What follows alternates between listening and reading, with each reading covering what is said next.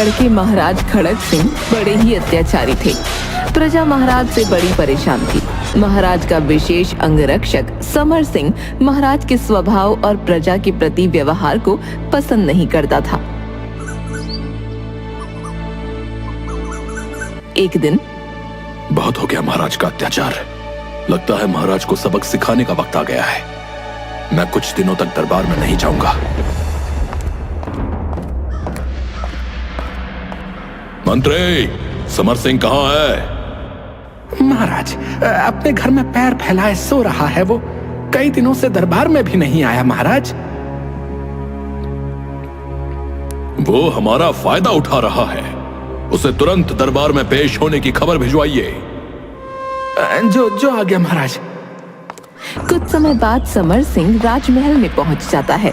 हुक्म कीजिए महाराज, आपने मुझे याद किया। तुम अपने काम में ध्यान नहीं दे रहे हो। महाराज, मैं आपका विशेष अंगरक्षक हूं। मेरा कर्तव्य है हर समय आपके साथ रहना, परंतु आपको यह पसंद नहीं, इसलिए मैं दरबार में नहीं आता। दरबार में आना तुम्हारा काम है। जो हुक्म महाराज। कई दिनों से हमारा दिल नहीं लग रहा। आप कहें तो गाना सुनाऊं या फिर मजेदार कहानियां सुनाऊं? नहीं, हमें ये सब चीजें भी पसंद नहीं आ रही।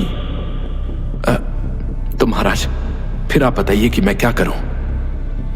मेरा हृदय एक नया खेल खेलने को कर रहा है। कौन सा खेल महाराज? आदेश कीजिए। हम दोनों आमने सामने बैठेंगे और मैं बीच में अपने प्यारे बिल्ले को बैठाऊंगा और उसकी पूंछ पर जलती हुई मोमबत्ती रख दूंगा। उसके बाद हम दोनों अपने प्रयासों द्वारा उसे अपनी अपनी तरफ आकर्षित करेंगे। कहो, कैसा रहेगा ये खेल? महाराज, इस खेल में क्या मजा है? वो आपका प्रिय बिल्ला है, इसलिए वो आपकी तरफ ही जाएगा। पूरी बात सुनो। बिल्ला जिसकी गोद में कूदेगा वो जीतेगा और मोमबत्ती जिसकी तरफ गिरेगी वो हारेगा। हर बार हम दोनों दांव पर कुछ ना कुछ रखेंगे। मारे गए। महाराज का चहेता बिल्ला तो उनकी गोद में ही गिरेगा और मुझे हरा देगा। समर सिंह, क्या सोच रहे हो? क्या हम कोई दूसरा खेल नहीं खेल सकते महाराज? नहीं, मुझे सिर्फ यही खेल खेलना है और पहले दांव के लिए मैं 100 मोहरे लगाता हूं। परंतु मेरे पास इतना धन नहीं है महाराज। हमने तुम्हें मुआवजे की रकम दी थी ना, वो अभी भी तुम्हारे पास है। समर सिंह मोहरे ले आता है और खेल शुरू होता है।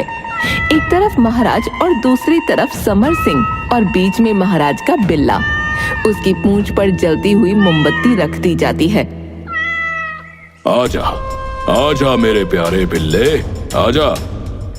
आजा बिल्ले, आजा। मैं तुझे बढ़िया दूध पिलाऊंगा, तुम मेरे पास आजा। जल्द ही महाराज का चहेता बिल्ला उनकी गोद में होता है और मोमबत्ती समर सिंह की तरफ। वही हुआ जिसका मुझे डर था। मेरे प्यारे बिल्ले, तुमने मुझे सोने की मोहर जिता दी। इस तरह कई बार खेल चलता रहा और हर बार महाराज जीत जाते और समर सिंह हार जाता। समर सिंह का सारा धन महाराज के पास पहुंच चुका था। महाराज, अब तो मेरे पास फूटी कौड़ी भी नहीं बची। अब इस खेल को खत्म कर दीजिए। अभी मेरा दिल नहीं भरा। तुम अपने कपड़े और जूते लगा सकते हो। लगता है आज मेरी खैर नहीं, ये मुझे नंगा करके ही मानेगा। समर सिंह को अपने कपड़े और जूते दांव पर लगाने पड़े और वो दांव भी समर सिंह हार गया। मैं जीत गया। बिल्कुल महाराज, ये लीजिए मेरे कपड़े और जूते और मुझे जाने की आज्ञा दीजिए। खेल अभी खत्म नहीं हुआ। तुम अपना सर दांव पर लगा दो और मैं तुमसे जीता हुआ सारा धन, तुम्हारे कपड़े जूते और 10,000 मोहरे भी दांव पर लगाता हूं। क्या कहा महाराज? मेरा सर? हाँ, तुम्हारा सर। कैसे इस दुष्ट के चंगुल से बचूं? महाराज, मुझे इस बार भी अपनी हार दिख रही है। मैं अपना सर दांव पर लगाने से पहले आखिरी बार महल के बाहर जाकर खुले आसमान को देखना चाहता हूं महाराज। ठीक है, परंतु जल्दी लौटना।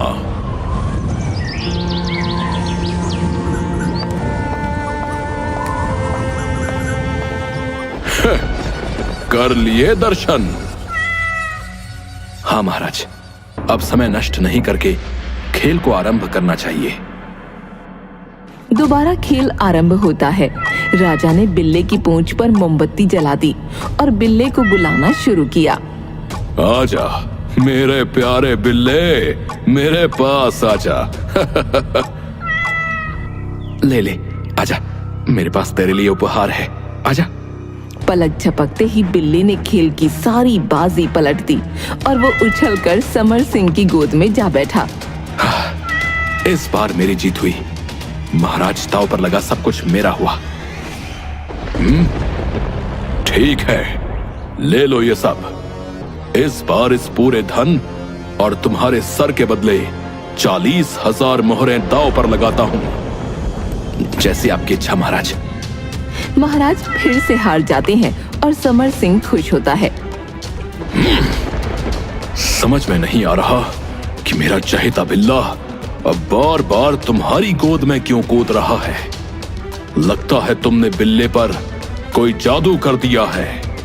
महाराज कई और दांव हार जाते हैं। मैं आगे इस खेल को नहीं खेलूंगा। महाराज, मैंने कोई जादू नहीं किया, बल्कि अपनी सूझबूझ से आपको हराया है। तुम सच बताते हो या मैं तुम्हें जेल में डलवा दूं? समर सिंह खुद को बचाने के लिए।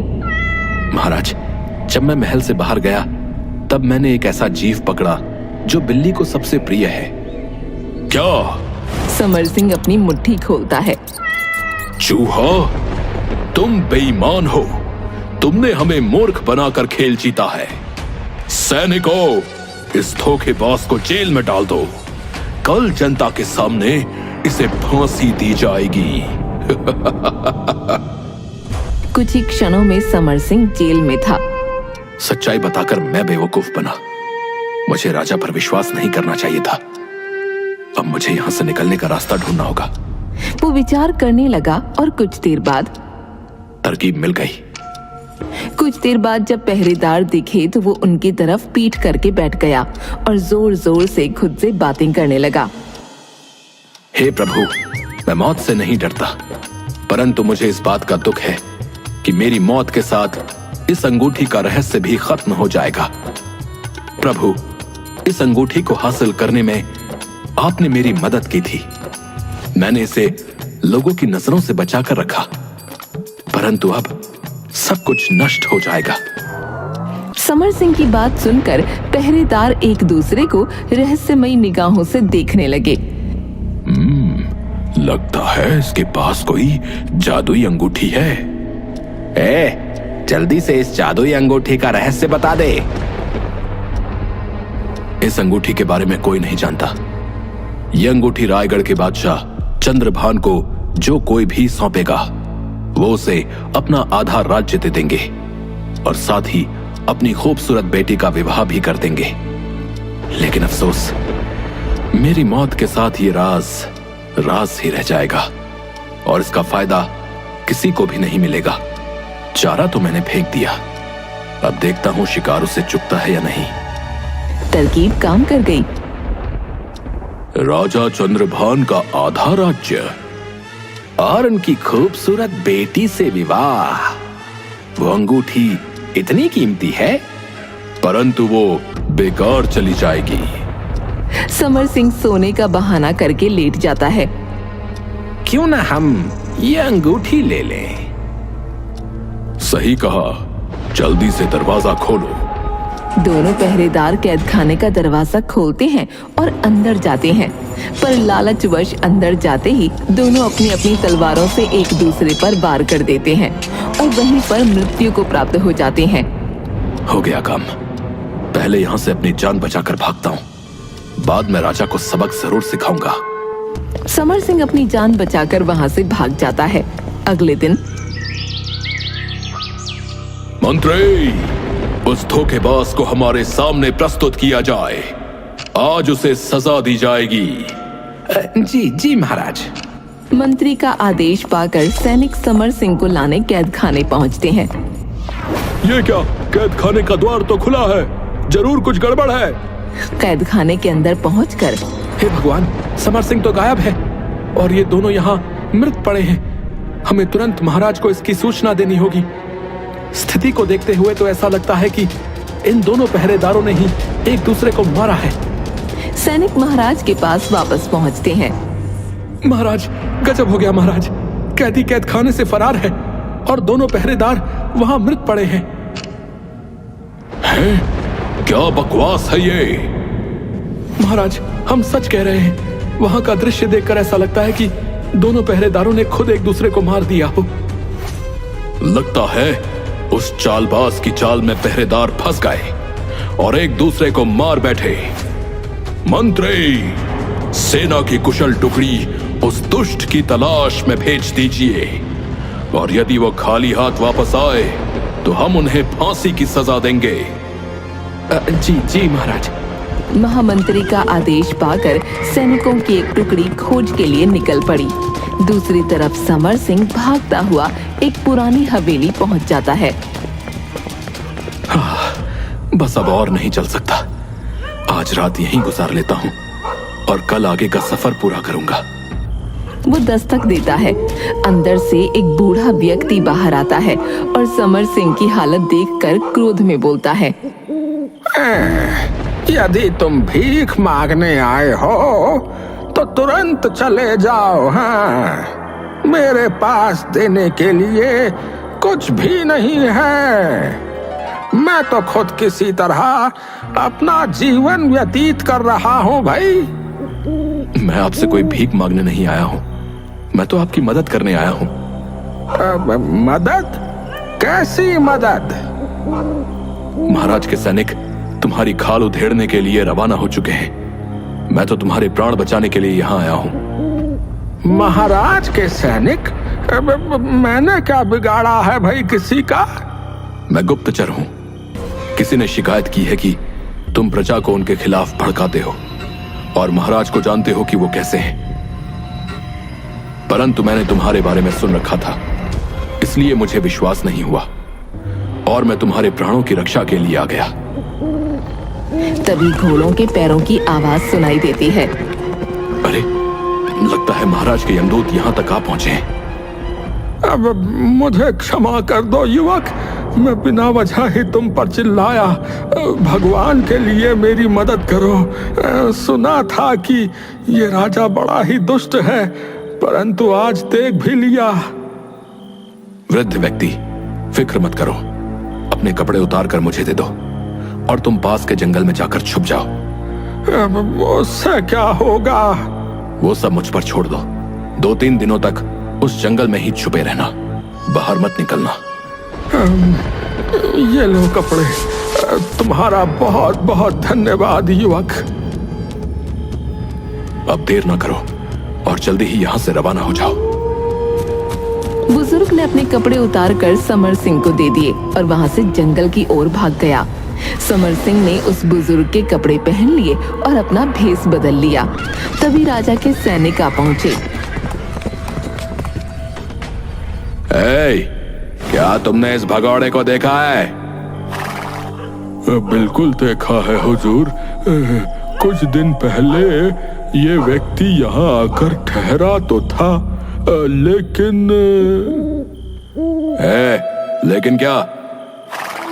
हुजूर, आपने आने में जरा देर कर दी। उसकी लाश को शमशान में फूके पूरे 24 घंटे हो चुके हैं। वो कैसे मरा? हुजूर, न जाने कितने दिनों का भूखा था। उसने इतना खाया कि उसे पेचिश हो गए और वो महाराज को गालियां देता देता मर गया। चलो, अब उस दुष्ट की खोज करना बेकार है। हमें महाराज को यह खबर दे देनी चाहिए। हुजूर, आप लोग इतनी रात में कहाँ जा रहे हैं? पास का जंगल भयानक है, जंगली जानवरों से भरा हुआ है। आज रात आप यहीं पर आराम कीजिए और सुबह चले जाइएगा। मैं आप सबके खाने का भी इंतजाम कर दूंगा। लेकिन हुजूर, आप चिंता ना करें, मैं आपसे अधिक पैसे नहीं लूंगा। प्रति सिपाही 1 चांदी का सिक्का लूंगा, बस। ठीक है, आज रात हम यहीं विश्राम करते हैं। ये लो, 50 सिपाहियों के 50 चांदी के सिक्के। और हाँ, हम सबके खाने पीने और सोने की व्यवस्था कर दो। समर सिंह ने थैली ले जल्दी ही सबके खान पान की व्यवस्था और सोने की व्यवस्था कर दी। खाना खाकर वो सब सो गए। मेरी नशीली दवा ने अच्छा असर दिखाया है। अब जल्द ही मुझे इन सब की खातिरदारी करनी होगी। उसने सारे सिपाहियों के बाल और मूंछें काट दी। ये ले, तू भी ले। बड़े आए थे मुझे गिरफ्तार करने। जब सुबह अपनी शक्ल देखेंगे तो इन्हें समझ में आ जाएगा कि मुझसे उलझने का नतीजा क्या होता है। फिर उसने सारे सिपाहियों के वस्त्र उतार लिए और एक सैनिक का वस्त्र खुद पहनकर बाकी के वस्त्र जला दिए। एक घोड़े पर खुद सवार हो गया और बाकी के घोड़ों को जंगल की तरफ रवाना कर दिया और खुद राजा को सबक सिखाने निकल पड़ा। अगले दिन जब सेनापति सोकर उठा,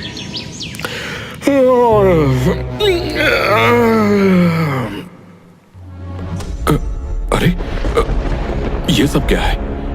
ये सब बिना वस्त्र के क्यों है भाई? इन सब के बाल और मूंछ कहां चली गई? तभी उसका हाथ अपने सर पर गया। अरे, ये क्या? मेरे सर के बाल भी गायब हैं। उस बूढ़े ने ही किया होगा। अभी देखता हूं उसे। वो बूढ़े व्यक्ति को ढूंढता है पर उसे वो नहीं मिलता। सेनापति अब समझ चुका था कि ये सब समर सिंह ने ही किया है। अरे, उठो, उठ। देखो, धोखेबाज समर सिंह ने हमारी क्या दुर्गति कर दी है। अरे, हमारे कपड़े किसने उतारे हुजूर? मेरे बाल भी गायब है मालिक। समर सिंह का किया धरा है ये सब। कल रात बूढ़े के रूप में वही था। अब मैं उसे नहीं छोड़ूंगा। उसकी बोटी बोटी कर दूंगा। चलो, उसका पीछा करो। हुजूर, हम इस अवस्था में बाहर कैसे जाएंगे? उधम सिंह, तुम जाओ और सबके लिए वस्त्र का प्रबंध करो। लेकिन हुजूर, मैं इस अवस्था में बाहर कैसे जाऊं? मुझे नहीं पता। कहीं से भी वस्त्र का प्रबंध करो। शाम तक उधम सिंह सबके लिए वस्त्र का प्रबंध कर लौटता है। वो सब किसी तरह छोटे बड़े कपड़े पहनकर वहां से निकलते हैं। जंगल में छुपा बूढ़ा खुद से बोलता है, अरे, उस युवक ने इन सैनिकों की ये हालत कर दी। मैं वापस जाकर जो कुछ भी मेरे पास है सब कुछ उसे दे दूंगा। बूढ़ा वापस जाता है और देखता है कि समर सिंह वहां नहीं है।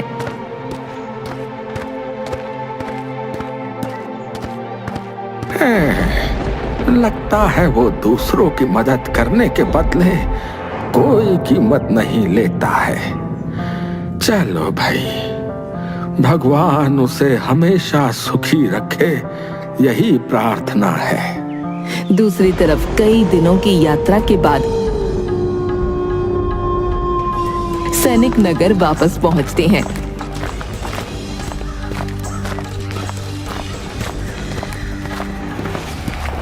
देखते हैं कि नगर में खुशियां मनाई जा रही हैं। अरे, नगर में इतनी खुशियां मनाई जा रही हैं, क्या खास बात हो सकती है? तभी एक व्यक्ति को रोकता है। क्यों भाई, ये खुशियां क्यों मनाई जा रही हैं? क्या कोई खास अवसर है?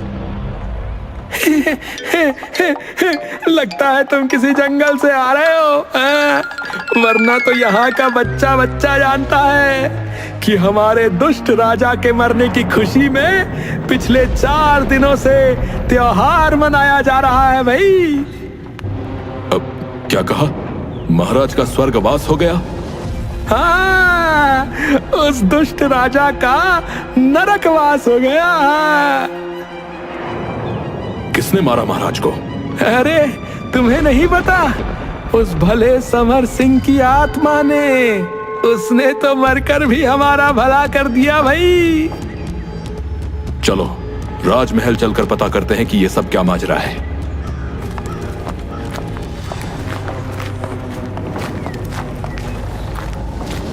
खड़क सिंह, तुम जिंदा हो? क्या मतलब मंत्री जी? अगर मैं जीवित नहीं तो आपके सामने कौन खड़ा है? लेकिन राम सिंह ने तो कहा था कि समर सिंह ने तुम सबको मार दिया। उस दुष्ट समर सिंह ने ही तो हमारी ये दुर्गति की है, और वो हमारे पंजे से भाग गया। आप जिस राम सिंह की बात कर रहे हैं वो तो हमारे ही साथ है। इसका मतलब वो समर सिंह ही राम सिंह का रूप धारण करके दरबार में आया था, और उस रात भूत बनकर महाराज को डराकर छत से नीचे गिरा दिया। आप क्या बोल रहे हैं मंत्री जी? कृपया कर हमें भी तो बताइए कि उस दुष्ट ने यहाँ आकर क्या किया, और महाराज की मृत्यु कैसे हुई? आज से 6 दिन पहले समर सिंह राम सिंह के रूप में दरबार में आया और उसने कहा, महाराज की जय हो। तुम कौन हो सैनिक, और दरबार में क्यों आए हो? क्या तुम्हें पता नहीं कि बिना आज्ञा दरबार में आना मना है?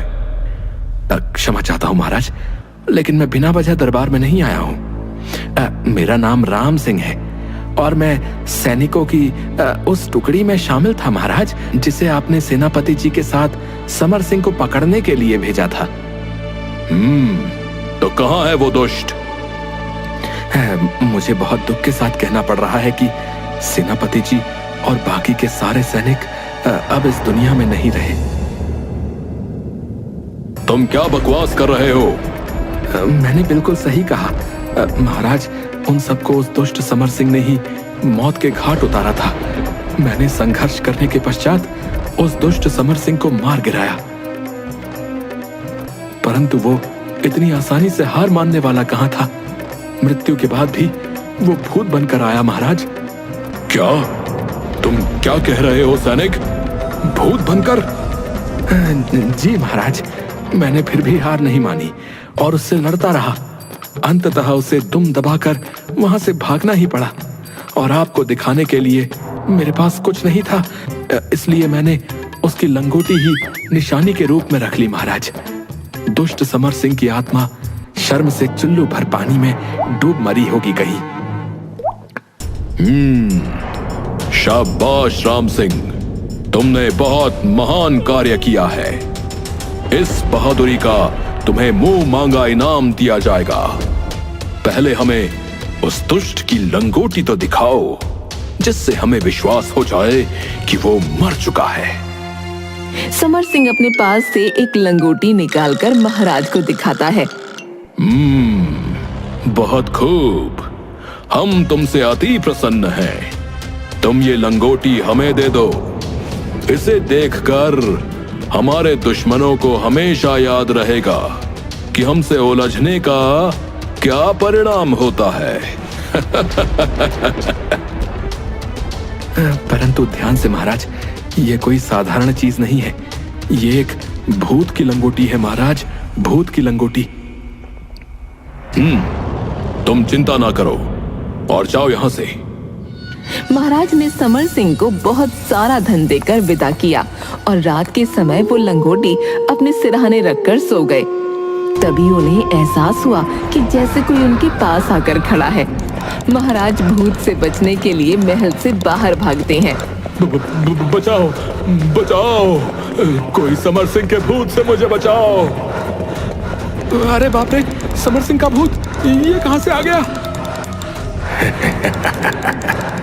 जो भी तुम्हें बचाने की कोशिश करेगा वो भी मेरे हाथों मरकर भूत बन जाएगा।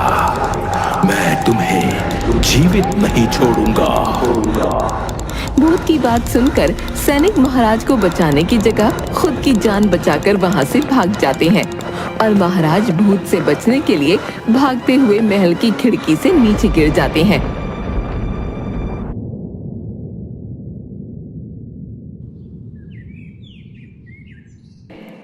इस तरह समर सिंह ने महाराज से अपना बदला ले लिया और न जाने कब महल से फरार हो गया। जो हुआ वो बहुत बुरा हुआ महामंत्री जी। उस दुष्ट को उसके किए की सजा मिलनी चाहिए। हम कुछ नहीं कर सकते सेनापति, क्योंकि समर सिंह के साथ पूरी प्रजा की हमदर्दी है। इसलिए तुम अपना हुलिया ठीक करो और प्रजा के द्वारा चुने गए नए महाराज की सेवा में उपस्थित हो जाओ। हाँ, जो आज्ञा महामंत्री जी। दूसरे दिन नगर वासियों द्वारा चुने गए व्यक्ति को महाराज का कार्यभार सौंप दिया जाता है। ये सब देखकर भीड़ में खड़ा समर सिंह खुद से कहता है, यहाँ की प्रजा तो राजा के रूप में देवता को पाकर धन्य हो जाएगी। अब मुझे आगे के सफर पर निकलना होगा। मक्कार और शैतान अधर्मियों को सबक सिखाना होगा।